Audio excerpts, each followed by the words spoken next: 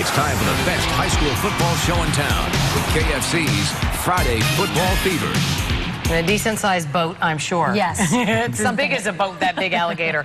Well, look who's here. A gator, actually. That's right. Joe Gervitz. Sorry, Shannon. That's outnumbered, okay. and it's the big Florida-Alabama game this weekend. I'm going to keep quiet until I know. after tomorrow. 'Cause Right. time roll.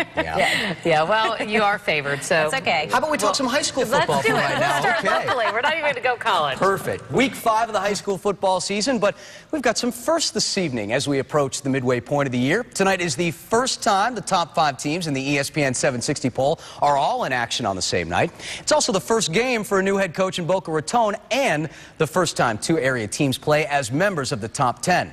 One of those teams is 7th-ranked Vero Beach, and the Fighting Indians square off tonight with number 3 Fort Pierce Central in a battle for Treasure Coast supremacy. Just how big is this game? Well, let's put it this way. They had to bring in extra bleachers for the overflow crowd. First quarter, Central's Marcus Levy takes the direct snap and goes in from 6 yards out, 7-0 Cobras.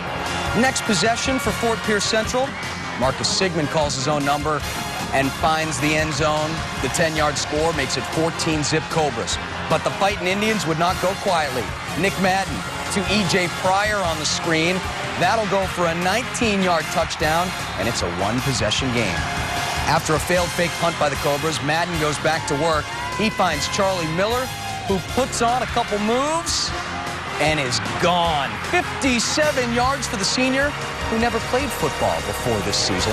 That tied the game at 14, and the Vero Beach Fighting Indians go on to win a wild one, 35-28 the final. At Boca High, Lewis Burnham is now running the show after Keith Byers was shown the door. Burnham's Bobcats hosting number 1 Glade Central and not backing down. Second quarter, Harrison Rodemer with the interception. He's not even on the roster tonight, but number 30 will take it 63 yards for the score. Put the Raiders on upset alert. It's 7-0 Boca. Late first half, Bobcats backed up after a pick. Dominique Gibson gets Central on the board, hammering Kevin Anderson for a safety to make it 7-2.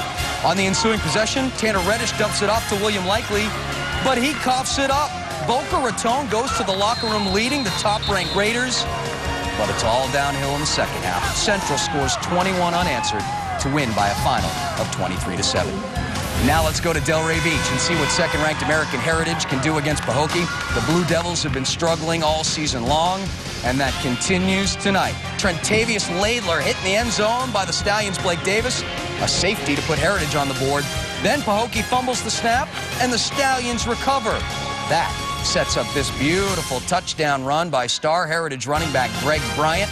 He busts loose for a 20-yard touch. The second-ranked Stallions shut out Pahokee tonight, 45-zip.